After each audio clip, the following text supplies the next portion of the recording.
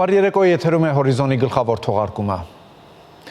Տեղի է ունեցել վարչապետ Նիկոլ Փաշինյանի հեռախոսազրույցը Միացյալ Նահանգների պետքարտուղար Մարկո Ռուբիոյի հետ։ Զրուցակիցները քննարկել են Հայաստան-Միացյալ Նահանգներ ռազմավարական գործընկերությանը, ինչպես նաև տարածաշրջանային օրակարգին վերաբերող հարցեր։ Վարչապետը պետքարտուղարին ներկայացրել է այն բանակցային գործընթացները, որոնց արդյունքում հնարավոր է դարձել Հայաստանի Հանրապետության և Ադրբեջանի Հանրապետության միջև խաղաղության և միջպետական հարաբերությունների հաստատման մասին համաձայնագրի նախագծի համաձայնեցումը։ Վարչապետն ընդգծել է, որ համաձայնագրի նախագիծը սպասում է ստորագրման։ Զրուցակիցները պայմանավորվել են շարունակել Հայաստան-Միացյալ Նահանգներ բարձր մակարդակի շփումները։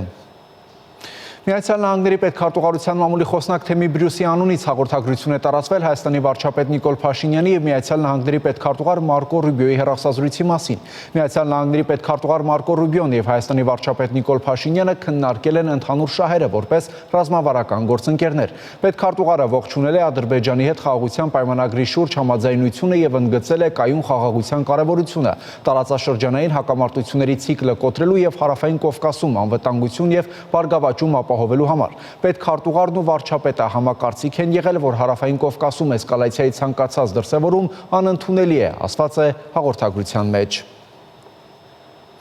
Ազգային ժողովի այսօրվա վերջին նիստում տեղի է ունեցել կառավարության հետ հարցու պատասխանը։ Հարցերի մեծ մասին պատասխանել է վարչապետը։ Դրանք վերաբերել են վերջին քաղաքական զարգացումներին, այդ թվում խաղաղության պայմանագրի մասով հայկական կողմի գործողություններին, ադրբեջանական կողմի ապատեղեկատվություններին, նաև Միացյալ Նահանգների պետքարտուղարի հետ Նիկոլ Փաշինյանի հեռախոսազրույցին։ Հարցս մասնավորապես վերաբերում է երեք տեղի ունեցած խոսակցությանը վարչապետ ձեր եւ պետքարտուղարի Միացյալ Նահանգների պետքարտուղարի միջև, որտեղ որ ամերիկյան կողմի հայտարարության մեջ նաեւ երևաց այն ուրեմն նվիրվածությունը, որը կա ռազմավարական գործընկերության կոնտեքստում, որովհետեւ կար այն վախը կամ թերհավատությունը, որ ռազմավարության կանոնադրությունը վավերացվել է հեռացող վարչակազմի հետ եւ այն կարող է նույնչափ կարեւոր չլինել նոր ընտրված վարչակազմի համար։ Հեռախոսազրույցի ըստ էության առաջին արձանագրումը մեր երկրների միջև ռազմավարական գործընկերության նկատմամբ վերաբերմունքի հետաքրքրության վերահաստատումներ եւ արձանագրումը, որ այդ օրակարգը շարունակում է նույնքան հրատապ լինել գործող վարչակազմի համար Միացյալ Նահանգների եւ մեր դեպքում էլ բնականաբար այդ նույն արձանագրումը կար եւ իհարկե երկրորդ հատվածը կամ թեման խոսակցության տարածաշրջանային իրավիճակն է եղել եւ մասնավորապես խաղաղության գործընթացը եւ Միացյալ Նահանգների պետքարտուղարը նույնպես այդ արձանագրումը արեց, որ կարևոր փուլ է խաղաղության համաձայնագրի նախագծի շուրջ համաձայնության գալը եւ նախագծի համաձայնեցման վերաբերյալ բանակցությունները այդպիսով հաջողությամբ ավարտելը եւ երկուսս այն կարծիքին էինք, որ այս արդյունքը չպետք է կորսվի եւ խաղաղության համաձայնագիրը հնարավորինս արագ պետք է ստորագրվի եւ վավերացվի, այսինքն ուժի մեջ մտնի երկու երկրներում։ Ընդհանուր առմամբ սա թերևս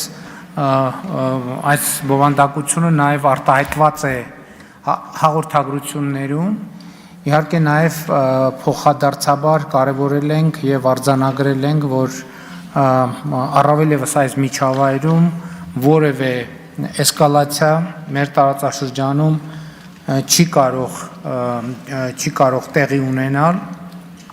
եւ պայմանավորվել ենք, որ կշարունակենք բարձր մակարդակի շփումները Հայաստանի եւ Միացյալ Նահանգների միջև։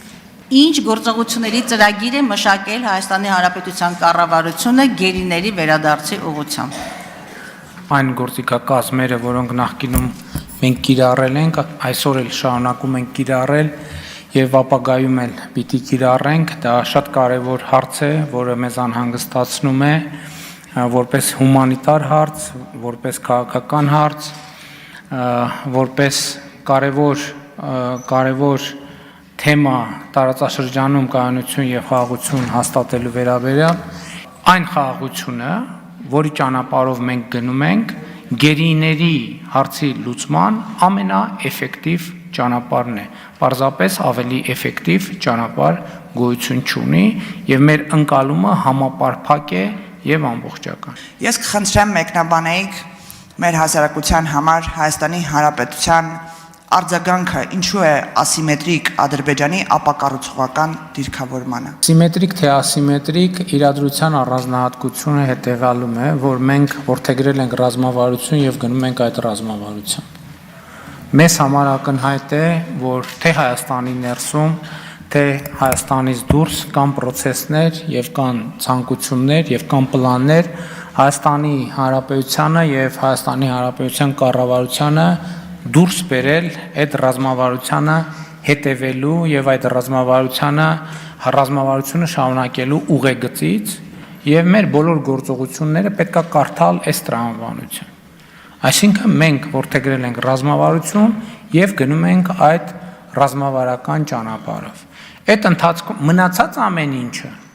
ամեն ինչը մենք դիտարկում ենք այս դիտանկյունից եւ այս ռազմավարության ֆոնին եւ իհարկե չենք կարող չնկատել ամենատարբեր գործոններ, բայց նաեւ այս ռազմավարական տրամաբանության մեջ են մեր արձագանքները։ Արդյոք մենք սկսել ենք հաղորդակցությունը խաղաղության պայմանագրի ստորագրման վայրի օրվա հետ կապված այս առումով ունենք առաջընթաց թե ոչ։ Ադրբեջանին առաջարկել ենք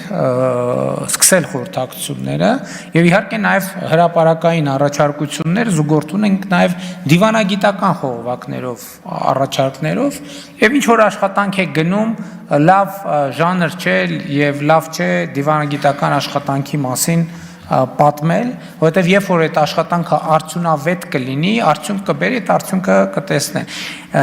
բոլորը։ Ինչ վերաբերում է ընդհանրապես, գիտեք, ես չի ուզենա խորքային բնորոշումներ տալ, որովհետև այն ինչ որ ունենք արձանագրած որպես առաջընթաց եւ հաջողություն, այդ ամեն ինչի մասին մենք բոլորը գիտեն։ Այն ինչ որ դեռևս չի հաջողվել լուծել, դրա մասին էլ բոլորը գիտեն եւ հետեւաբար կոնկրետության մեջ մնալու համար ինչ որ կոնկրետ ունենք, այն ինչ որ դեռևս կոնկրետ չունենք, չենք բացառում, որ հաջորդ պահին կունենանք, բայց չեմ բացառում, որ հաջորդ պահին էլ չենք ունենա։ Այնպես որ վաղաժամ գնահատականներ այդքան էլ ճիշտ չեն։ Հրապարակվել է Հայաստանի արտաքին գործերի նախարար Արարատ Միրզոյանի հարցազրույցը մայրաքաղաք Բրազիլիայում հրապարակվող հիմնական օրաթերթերից մեկին, որը նախարար Միրզոյանը տվել էր Բրազիլ պաշտոնական այցի շրջանակներում։ Լրագրողը նախարարից հետաքրքրվել է հայ-ադրբեջանական բանակցությունների մասին ու հարց տվել, թե արդյոք վտանգված է խաղաղության պայմանագիրը։ Ես կարող եմ վստահեցնել ողջ աշխարհին եւ Ադրբեջանին, որ Հայաստանը լիովին հավատարիմ է խաղաղության օրակարգին։ Մենք ոչ մտադրություն ունենք, ոչ պատճառ, ոչ էլ դրդապատճառ նոր պատերազմ մեկնարկելու կամ իրավիճակը սրելու համար։ Կա դրական լուր, բանակցությունների ավարտը եւ խաղաղության պայմանագրի նախագծի պատրաստ լինելը, սակայն կա նաեւ մտահոգիչ լուր։ Այո, խաղաղությունը ելնելով այն ամենից, ինչ մենք լսում ենք ադրբեջանական կողմից, կարող է վտանգվել Ադրբեջանի պատճառով, ասել է Միրզոյանը։ Խորհրդարանն այսօր 64 կողմ 7 դեմ ձայներով երկրորդ ընթերցմամբ եւ ամբողջությամբ ընդունել է Եվրոպական միությանը Հայաստանի անդամակցելու գործընթացի մեկնարկի մասին օրենքը։ Հիշեցնենք, առաջինից երկրորդ ընթերցում որոշակի փոփոխություններ էին կատարվել օրենքի նախագծում։ Նախաբանից դուրս էր եկել առաջին հատվածը՝ Հայաստանի Հանրապետությունը արտահայտելով հայ ժողովրդի միասնական կամքը նախադասությունը։ Քվեարկությունից առաջ տեղի է ունեցել մտքերի փոխանակություն։ Եվրոպական միության Հայաստանի խորհրդարանական գործընկերության կոմիտեն ողջունում է Հայաստանի ազգային ժողովի կողմից քաղաքացիական նախաձեռնության կարգով Եվրոպական միությանը Հայաստանի անդամակցության գործընթացի մեկնարկի մասին օրինագծի ընդունումը, հրավիրում է Հայաստանի կառավարությանը Եվրոպական միության ինստիտուտներին քննարկելու իրատեսական աշխատանքային պլան, հասնելու պետության ապագայի համար այս ռազմավարական նշանակության նպատակին Եվրոպական միության պայմանագրի 49-րդ հոդվածի եւ Կոպենհագենի չափանիշների լիարժեք պահպանմամբ։ Ինչպես հիշում եք, կառավարությունը առաջարկել էր օրենքի տեքստից հանել նախաբանը, կառավարության ներկայացուցիչների հետ քննարկումներում մենք հանել ենք նախաբանի մի մասը, այն է արտահայտելով Հայաստանի Հանրապետությունը արտահայտելով Հայաստանի Հանրապետության ժողովրդի կամքը այս հատվածը դուրս է եկել նախաբանից եւ խմբագրել ենք երկրորդ հատվածը Հայաստանի Հանրապետությունը նպատակ ունենալով զարգացնել ժողովրդավարական ինստիտուտները, բարձրացնել հասարակության բարեկեցությունը, ամրապնդել երկրի անվտանգությունը, դիմակայունությունը եւ իրավունքի գերակայությունը հայտարարում է Հայաստանի Հանրապետության Եվրոպական միությանը անդամակցելու գործընթացի մեկնարկը։ Օրինագիծը հավանության է արժանացել Եվրոպական ինտեգրման հարցերի մշտական հանձնաժողովում օրինագիծի ընդունումն ինքնին չի հանդիսանում Եվրոպական միությանը Հայաստանի անդամակցության հայտ, այնուամենայնիվ այն հաղորդում է Եվրոպական միության հետ գործընկերության օրացումը նոր մակարդակի հասնելու ցանկություն ունեցող Հայաստանի քաղաքացիների ձգտումը եւ համահունչ է բալանսավորված եւ բալանսավորման արտաքին քաղաքականությանը։ Աշխարհակաղակական զարգացումների պայմաններում նման կտրուկ շրջադարձը Եվի քաղաքականությունը տեղափոխում է լրիվ ուրիշ հարթություն, որը լի է վտանգներով, շատ դաժան ու իմ խորին համոզմամբ նաև վտանգավոր դրսևորումներով։ Մյուս կարևոր դիտարկումը այն է, որ Հայաստանի Հանրապետությունը ներկայումս շատ հեռու է Եվրոպական միության անդամակցության նույնիսկ տեխնացուի կարգավիճակի համար պահանջվող կոպենհագենյան չափանիշներից եւ այս չափանիշներին մոտենալու համար մեծ քայլեր պետք է իրականացվեն առաջին հերթին ինչպես նշեցինք հենց ՍԵՊԱ համաձայնագրի շրջանակներում։ Հարգելի գործընկերներ, դուք ուղղակի խճճվել եք ձեր իսկ դիրքորոշումների բազմազանության մեջ եւ ակնհայտ է, որ բոլոր այն դեպքերում, որտեղ որ Հայաստանի Հանրապետությունը փորձ է անում դիվերսիֆիկացնել իր քաղաքականությունները եւ ամրապնդել իր անվտանգությունը, դուք բնականաբար գնում եք հին կոտրած տաշտակի արչև կանգնելու ճանապարհով եւ ինձ հիշեցնում է պարոն նախագահ 004 շրջաբերականի վերաբերյալ, այո, որովհետեւ դա հնարավոր չի մոռանալ, որովհետեւ այդ 00 մենք ուղղակի խնդրում ենք հրապարակել 001, 002 եւ 003-ը։ Ես պատկերացնում թե այդտեղ ինչ էր կան, պարոն Մինասյան։ Քաղաքացիական պայմանագիր խմբակցությունը կողմ է քվեարկելու այս նախագծին։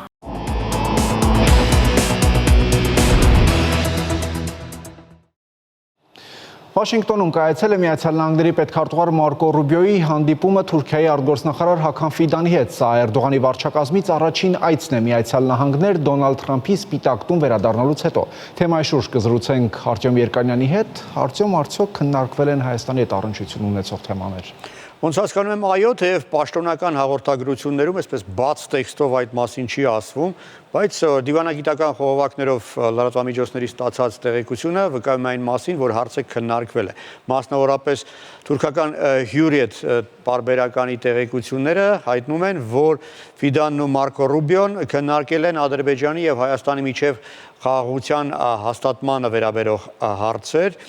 Այն մասին, որ այդ հարցը քննարկվել է, անուղղակիորեն վկայում է նաև պետքարտուղարության մամլոխոսնակ Թեմի Բրյուսի պաշտոնական հաղորդագրությունը, այնտեղ բաց տեքստով չի ասում, ինչպես ասացի, ընթերցեմ հատվածը, պետքարտուղարը խնդրել է Թուրքիային նպաստել Ուկրաինայում ու Հարավային Կովկասում խաղաղության հաստատմանը։ Եվ կարծում եմ իհարկե պատահական զուգատիպություն չէ այն, որ Հական Ֆիդանի Վաշինգտոն այցից առաջ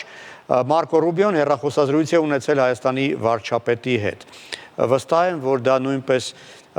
կապ է ունեցել, ինչպես նաև այն, որ պետքարտուղարության հատուկ խորհրդականը Կովկասյան հակամարտությունների հարցերով Լուիս Բոնոն երկու օր առաջ տարածել էր հայտարարություն, որում անուղղակիորեն նույնպես անդրադառնում է այս թեմային, ընդգծելով, որ հայ-թուրքական սահմանի մարգարայի անցակետի ժամանակավոր բացումը լավ լուր է եւ դա վկայում է այն մասին, որ նման զարգացումները կարող են դրական ազդեցություն ունենալ ողջ տարածաշրջանի մասշտաբով, հա, սա նույնպես ակնարկ է այն մասին, որ Թուրքիան կարող է դրական դեր ունենալ հայ-ադրբեջանական խնդրի կարգավորման հարցում եւ նույնպես վկայում է այն մասին, որ Ռուբիոյի Հականի հանդիպման ժամանակ այս հարցը հավանաբար քննարկվել է։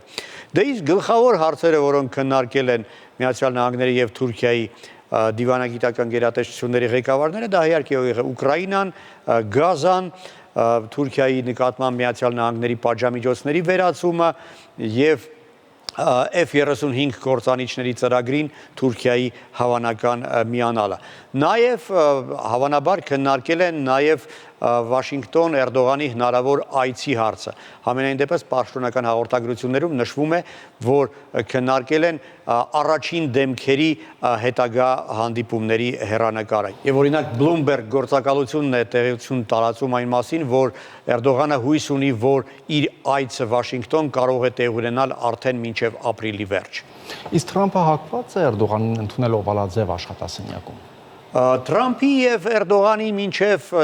արդյունավետ հեռախոսազրույց է տեղի ունեցել մարտի 16-ին, հավանաբար նրանք նաև այս հարցն են քննարկել, իսկ ընդհանրապես նկատվում է, որ Թրամփը օգտագործում է ցանկացած առիթ Էրդողանի հասցեին այսպես կոմպլիմենտներ շռայլելու համար։ Այ օրինակ հունվարի 8-ին նա ասել է, մեջբերում եմ նրա խոսքերը. Էրդողանը իմ ընկերն է, նա մի մարդ է, ում ես հարգում եմ, կարծում եմ նա էլ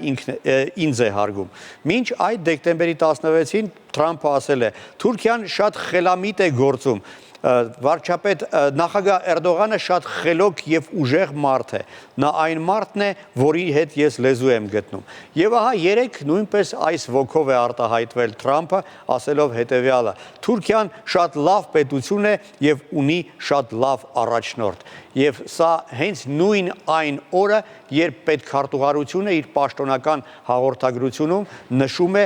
որ ափսոսանք է հայտնել Թուրքիայում տեղի ունեցած ձերբակալությունների կապակցությամբ։ Արտем, այսինքն կարող ենք ասել, որ Վաշինգտոնի քաղաքականությունը Թուրքիայի հանդեպ փոխվում է։ Դրա նախադրյալները զգացվում են նախորդ վարչակազմի հետ Էրդողանի երկխոսությունը շատ ավելի բարդ էր ձևավորվում, հիշեցնեմ նրա նախատեսված այցը Վաշինգտոն, որը պետք է տեղի ունենար անցած տարվա մայիսի 9-ին, չեղարկվել էր վերջի պահին։ Իդեպ պատահական չէ նաև այն, որ նոր վարչակազմը նոր դեսպան է նշանակում Թուրքիայում, այն էլ բավական ծանրակշիռ պետական քաղաքական գործիչ, այդ պաշտոնը զբաղեցնելու է Դոնալդ Թրամփի մտերիմ ընկեր Թոմ Բարակը, ով նաև խոշոր գործարար է եւ հանրապետական կուսակցության թիմում այսպես ազդեցիկ գործիչ է։ Երեք Թրամփի հետ հանդիպմանը նա անվանել է Թուրքիան, մեջբերում եմ աշխարհի հնագույն քաղաքակրթություններից մեկը։ Իհարկե նա տեխնացությունը դեռ պետք է հաստատվի Սենատում եւ հավանաբար Սենատում հայամետ սենատորներից մի քանիսը կփորձեն բարդ հարցեր տալ Թուրքիայի դեսպանի պաշտոնին հավակնող գործչին եւ այդ հարցերի պատասխաններից կախված կլինի արդյոք նրան կհաստատեն թե ոչ այդ պաշտոնում։ Հիշում ես ժամանակ եղել է, երբ չեն հաստատել հենց այն բանի պատճառով, որ դեսպանի տեխնացուն հայկական թեմայով սխալ իրենց պատկերացման պատասխաններ է տվել։ Իդեպ մամուլ են թափանցել տեղեկություններ, առայժմ չհաստատված իհարկե, այն մասին, որ Հայաստանում Միացյալ Նահանգների դեսպան Քրիստինա Քուինը շուտով ետ է կանչվելու եւ Հայաստանում եւս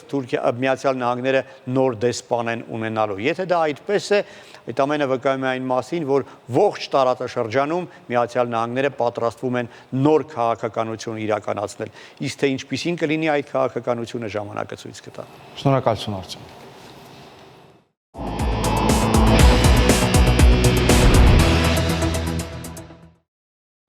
Ավարտվեց Հորիզոնի այս թողարկումը, կարճատև դադարից հետո դուք կարող եք դիտել հեռանկարը, իսկ ես ձեզ հրաժեշտ եմ տալիս, մաղթելով խաղաղ եւ բարի գիշեր։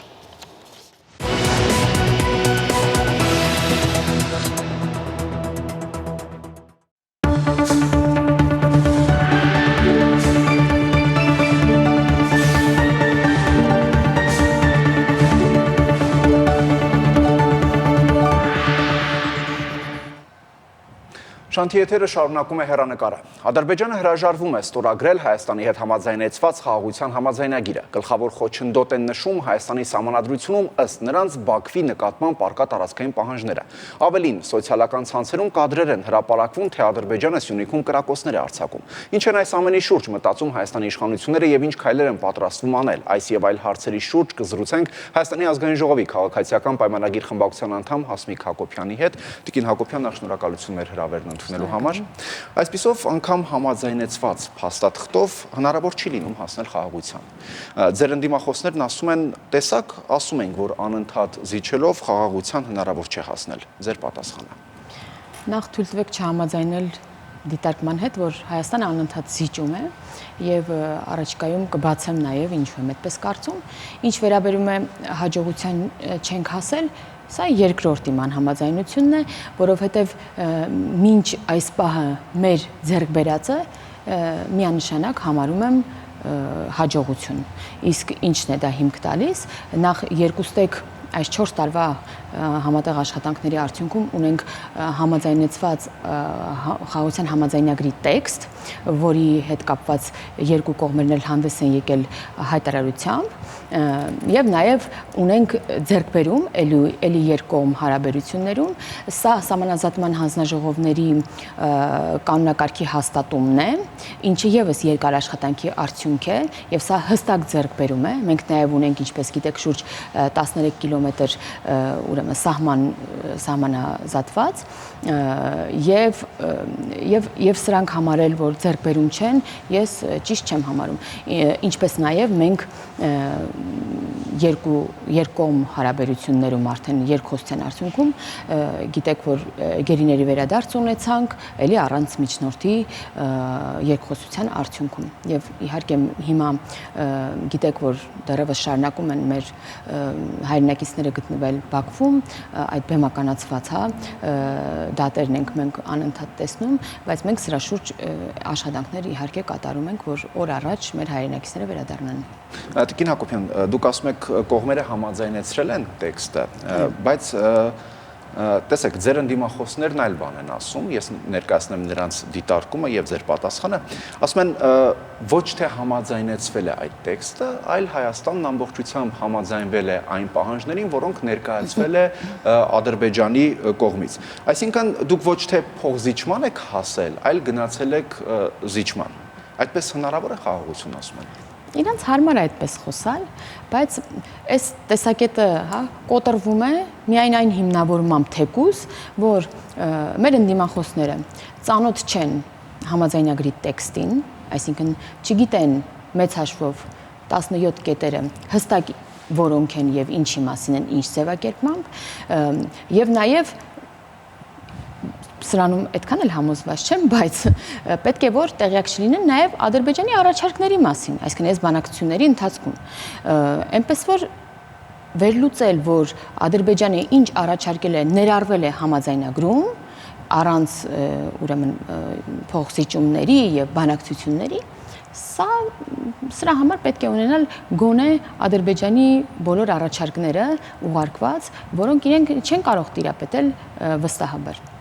Համարել սա զիջում չէ։ Ես էլ եմ առիթ ունեցել ասելու, որ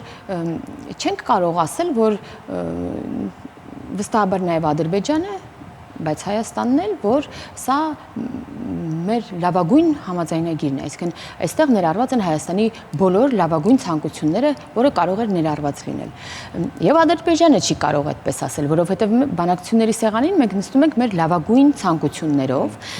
եւ այսպես ասած մաքսիմալ հնարավորի ձգտումով եւ այս 4 տարիների ընթացքում այդ մաքսիմալից իջեցվել են, փոխզիջվել են այնքան, որ ընդունելի լինեն երկու կողմերի համար եւ այս փուլում մենք համարել ենք, որ համաձայնագրի տեքստը ընդունելի է Հայաստանի համար եւ այդ պատճառով էլ հայտարարել ենք, որ պատրաստ ենք ստորագրելու։ Ինչպես ասացի, ընդդիմության համար այդպես լավ է հնչում ասել բաներ, որոնց իրենց շահերից է բխում միայն։ Տիկին Հակոբյան, իսկ Սյունիքում այդ կրակահերթերի կադրերը, որոնք սոցիալական ցանցերում տարածվեցին, Ալիևի պահանջը սահմանադրությունը փոխելու վերաբերյալ սրանք ինչ են նշանակում։ Տեսեք, օրինակ սահմանադրությունը փոխելու պահանջը, սա հստակ մենք էլի հայտարարել ենք, բայց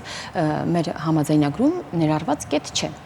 Սակայն թե սրա հետ կապված, թե արտատարածքային ճանապարհի հետ կապված եւ այլ պնդումներ, ընդդիմությունը ուղիղ կամ անուղղակի տեքստերով այս օրերին փորձում է այդպես էլի իրենց խոսքը հիմնավորելու եւ իշխանությանը քննադատելու համար այնպես փաթեթավորել, իբր դրանք ներառված են, մենք խոստացել ենք փոխել սահմանադրությունը, մենք խոստացել ենք արտատարածքային ճանապարհ տալ, բայց ես վստահեցնում եմ, որ նման կետեր համաձայնագրում ներառված չեն եւ Հայաստանը նման խոստումներ ոչ գրավոր, ոչ բանավոր կերպով չի տվել։ Սա այս մասով ինչ վերաբերում է կրակոցներին, այո, վերջին օրերին շատ էին նախ տեղեկատվությունները Ադրբեջանի կողմից, հայտարարությունները, թե Հայաստանը խախտում է ռեժիմը եւ կրակոցներ են հնչում հայկական կողմից, սակայն իհարկե մենք հերքումով անմիջապես հանդես էինք գալիս եւ ասում էինք, որ սա տեղեկատվություն է, սակայն նաեւ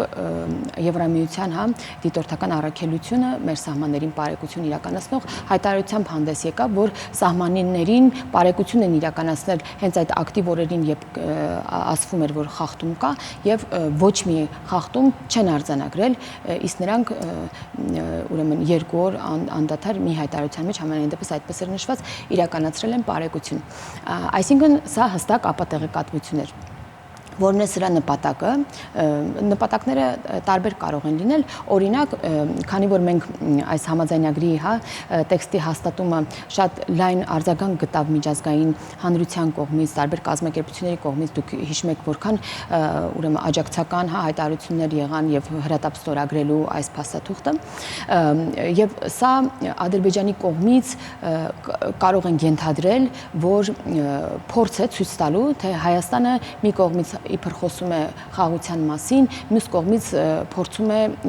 իրավիճակը լարել եւ սա այս նպատակ կարող է ունենալ։ Սակայն ես ինքս էլ երեկոյան որոշակի տեսանյութեր ինձ ուղարկեցին տարբեր մեր քաղաքացիներ եւ ինքս էլ եթե այդ տեսանյութերը այս օրերի է, իսկ ես դա չեմ կարող հստակ ասել, ուրեմն կրակոցների հետ կապված նման տեսանյութեր հայտնվեցին։ Դրա հետ կապված նաեւ Պաշտպանության նախարարությունը երեք հանդես եկավ հայտարարությամբ, որ կրակոցները համենայն դեպս մեր ուղղությամբ չեն Հայաստանին։ Եվ նաև եթե համադրում եմ նրա հետ, որ հիմա Ադրբեջանում չէ, ուրեմն տոն է, բայրամն է եւ այդ օրերին երբ որ հետ ես գնում, ամեն տարի նրանք այդպես նշում են, չգիտեմ, օդ են կրակում, սա կարող է համադրելի լինել սրա հետ, սակայն միայն սա բավարար չէ, իհարկե, որովհետեւ մեր քաղաքացիները բնականաբար որոշակի խոճապային տրամադրություններ ունեն կրակոցներ լսելով եւ նաև այդ մասին գրում էին ինձ եւ ես առաջկայում կփորձեմ ավելի, եթե հնարավոր է հրապարակային ինֆորմացիա ունենալ այս դեպքերի հետ կապված։ Տիկին Հակոբյան, կա գնահատական, որ այս համաձայնեցված փաստաթուղթը Հայաստանին հաշմանդամ դարձնող փաստաթուղթ է, որովհետև այլևս երբեք հնարավոր չի լինի դաշնակցային ֆորմատում մեր երկիրը պաշտպանել։ Օրինակ, եթե ցանկանանք հայ-ադրբեջանական սահմանի մոտ զորավարժություն անցկացնել մեր դաշնակցային որևէ երկրի հետ, դա կլինի, չգիտեմ, Ռուսաստանի հետ, Ֆրանսիայի հետ, Միացյալ Նահանգների հետ, այսինքն դրանով Հայաստանի Հանրապետության ինքնիշխանությունը նվազեցվում է, ասում են ձեր։ Այս օրերին էլի նման կերպ մեկնաբանվում է։ Ուզում եմ նշել, որ համաձայնագրում երրորդ ուժերի չտեղակայման պայմանը երկուստեք գործում է սահմանի երկայնքով արտահայտությամբ, այսինքն երրորդ ուժերը սահմանի երկայնքում չպետք է լինեն։ Զորավարժություններ իհարկե հնարավոր է իրականացնել, եթե Աստված մի արասցե անգամ համաձայնագիրը կնքելուց հետո, տենց մտահոգություններից եմ էլի խոսում, որ էլի մինչ այժմ հնչել են, եթե Ադրբեջանը խախտի համաձայնագրի պայմանները եւ հարձակում լինի, արդեն իսկ Ադրբեջանը խախտած կլինի համաձայնագիրը եւ մենք կունենանք ազատ գործելու իրավունք, այսինքն եթե Ադրբեջանը խախտի, ենթադրենք, հարձակվի, իսկ մենք երկուստեք համաձայնություն ունենք, տեքստի դրույթներից մեկը օրինակ տարածքային ամբողջականության ընդունումն է միմյանց, մյուս դրույթը ագրեսիայից չկիրառելն է եւ այսինքն այս երկու կետերը երբ որ խախտվում են, արդեն բնականաբար Հայաստանը չէ, որ պետք է մնա երթմանը, ուրեմն հավատարիմ եւ երրորդ ուժերի տեղակայման մասին մտածի այն դեպքում, երբ արդեն Ադրբեջանը խախտել է։ Բայց այդ դեպքում ասում են ում եք դիմելու, որ մարմնին եք դիմելու եւ ասեք օրինակի համար, որ Ադրբեջանը խախտեց համաձայնագիրը, որովհետեւ չկա երաշխավոր, չկա միջնորդ այս համաձայնագրին, երկու կողմեր այսպես առանձին նստել են, ըստ գոնե հրապարակայնորեն ասում են, որ համաձայնեցրել են տեքստը։ Առավել եւս, երբ որ ԵԱՀԿ Մինսկի խմբի լուծարման մասին է այնտեղ խոսք գնում, այսինքն չի լինելու որևէ այսպես մեխանիզմ, որևէ կառույց, որին որ Հայաստանը կարողանալու է դիմել եւ ասել եկեք եւ այս հարցով տեր կանգնենք։ Ես ուզում եմ հիշեցնել վերջին Հայաստանի Հանրապետության վրա հարձակման դեպքը 2023 թվականին սեպտեմբերին ես ձեզ եմ ուզում հարց տալ, կար տեղ, որտեղ մենք կարող էինք դիմել, որ Ադրբեջանը հարձակում է գործել Հայաստանի վրա։ Կար, հարցնում եմ։ Այն ժամանակ կար նոյեմբերի 9-ի փաստաթուղթ, ասում են, կար Ռուսաստանը որպես միջնորդ։ Մենք ՀԱՊԿ անդամ երկիր ենք եւ հայտարարությունները ժամանակ ՀԱՊԿ-ի հետ կապված դեռևս Հայաստանը չէր կատարել եւ մենք ակնկալում ենք, որ ռազմական ագրեսիայի դեպքում ՀԱՊԿ-ն իր կանոնադրային պարտականությունները կկատարեր եւ կպաշտպաներ իր անդամ երկրներից մեկի սուվերեն տարածքի վրա հարձակումը այնպես ինչպես մյուսինը, այսինքն բոլոր երկրները պարտավորվում են մյուսի դեպքում պաշտպանել ինչպես սեփական երկիրը։ Եվ մենք բնականաբար դիմեցինք եւ բոլորը հիշում եք, թե ինչ պատասխաններ ստացանք, որ չգիտեն դա Հայաստանն է թե չէ, այսինքն ՀԱՊԿ-ն իր տարածքը չի ճանաչում։ Այսինքն բայց եթե Ռուսաստանը չի արել, չի նշանակում մեկ այլ երկիր չեր անի, եթե միջնորդ կամ լինի։ Դա ՀԱՊԿ հայտարարություններ ուզում եմ հիշեցնել։ Այսինքն այսօր միջազգային, այսպես ասեմ, աշխարհակարգը այն վիճակում է, որ չեմ պատկերացնում այն միջազգային ոստիկանին կամ այն մարմինը, որը կարող է որոշել, թե ով է խախտել, ինչ է խախտել, ով ինչ անի, ով ոնց անի, այնպես որ երբ 2023 թվականին տվյալ իրադարձությունը եղավ հարձակումը, դա կանգնեց, որովհետև իրավիճակը հանդարտվեց, որովհետև Հայաստանի սուվերեն տարածքի վրա էր հարձակումը։ Այսինքն երաշխավորը այս դեպքում չաշխատեց, աշխատեց մեր սուվերենությունը եւ հետեւաբար երկուստեք համաձայնությունը։ Ինչ է նշանակում աշխատեց մեր սուվերենությունը։ Որովհետև հարձակումը իրականացվել էր Հայաստանի Հանրապետության սուվերեն տարածքի վրա։ Սա ագրեսիա էր ուղիղ մյուս պետության վրա։ Եթե մենք մեկ-մեկ զուգահեռներ ենք անցկացնում եւ հասարակությունը, որ 44-օրյա պատերազմին մենք օրեր շարունակ սպասում ենք, որ ինչ-որ միտեղից պետք է լինի այդ ստոպը, բայց քանի որ սուվերենության այնտեղ այլ իրավիճակ էր, քան Հայաստանն է բնականաբար, այս դեպքում սա աշխատեց, որովհետև սա Հայաստանի սուվերեն տարածքն էր։ Այսինքն այս օրինակի վրա ուզում եմ ձեզ ցույց տալ, որ ունեինք երաշխավորություն, ունեինք Ռուսաստանի հետ, ուրեմն այդ դաշնակցային հարաբերությունները եւ երկկողմ այն համաձայնագիրը, ուրեմն ռազմական,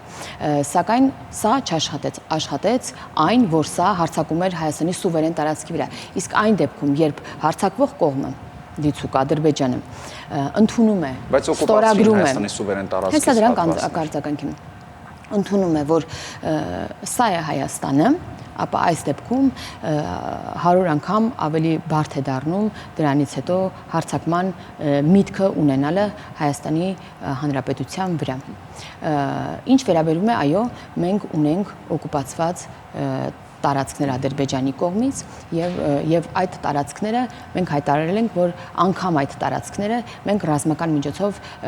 ուրեմն հետ վերցնելու բան չենք դրել, նպատակ չենք դրել։ Մենք դա տեսնում ենք սահմանազատման, սահմանագծման, հանձնաժողովի աշխատանքների արդյունքում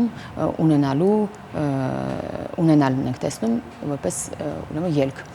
Եվ սրա հետ կապված, ինչպես ասացի, ունենք կանոնակարգ, ունենք արդեն սահմանազատված տարածք եւ ունենք հաջորդ տարածքը ընտրված եւ մենք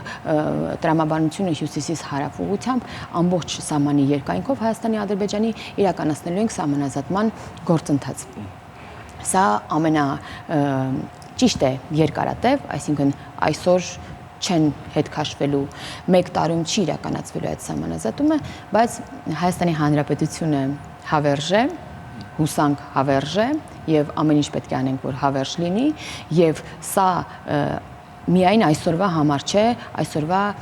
իշխանության համար, պետականության համար պատասխանատվություն կրողների որոշումները։ Մենք հետագայի համար ենք մտածում եւ մի օր կլինի 1 տարուց, 5 տարուց, թե 10 տարուց, 20 տարուց մենք կունենանք ամբողջությամբ այն հիմքերը, որը հնարավորություն չի տա հետագայում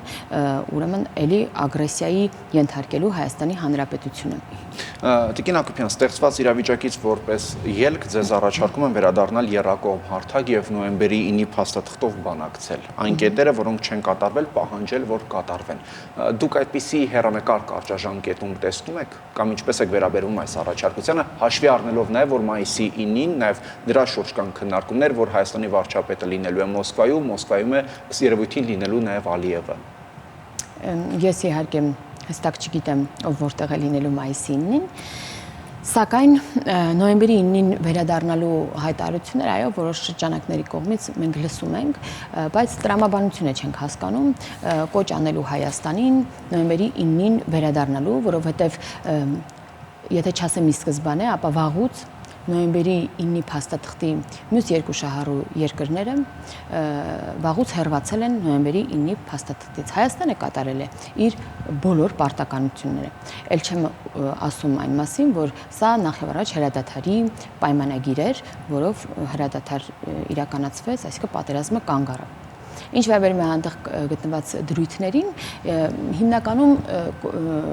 հղում են անում ապաշրջափակման դրույթի վրա, որը մենք այժմ եւս քննարկում ենք եւ պատրաստ ենք շատ սերն ժամկետներում ապաշրջափակել կոմունիկացիաները եւ սա ի տարբերություն այն կողմերի, որոնք կոնկրետ մեզ հողում են անում վերադառնալ ինչ-որ տեղեր, մեզ համար այս ապաշրջափակումը կոմունիկացիաները միայն եւ միայն Հայաստանի սուվերենության շրջանակում են, այսինքն կոմունիկացիան Հայաստանի Հանրապետության տարածքում պետք է մեր իրավասության ներքո գործի եւ անվտանգությունը ապահովենք մենք, Ադրբեջանի դեպքում Ադրբեջանը եւ մենք նաեւ ուզում եմ ասել այս մոդելը առաջարկել ենք մեր բոլոր հարևաններին եւ բոլորի համար նույն սկզբունքն է գործում բոլոր կոմունիկացիաները, դրանք միայն ճանապարհները չեն, գործում են տվյալ երկրի սուվերենության ներքո միայն, ոչ մի արտատարածքային տրամաբանություն սրա հետ կապված չի քննարկվում։ Տիկին Հակոբյան, քանի որ մեր ժամանակը մոտենում է իր ավարտին, ես ուզում եմ նաեւ հարցնել խորհրդարանում այսօր ընդունված մի նախագծի վերաբերյալ, ամբողջությամբ ընդունվեց Եվրամիությանն անդամակցելու գործընթացը մեկնարկելու մասին օրենքը, հիմա երբ սա արդեն իրողություն է, մենք կարող ենք հայտարարել, որ Հայաստանը գնում է դեպի Եվրամիություն, ինչը ընդդիմադիրները գնահատում են որպես վեկտորի փոփոխություն եւ ասում են այս տուրբուլենտ ժամանակաշրջանում, այս ինչ է կանում, կտրուկ քայլերի եք դիմում։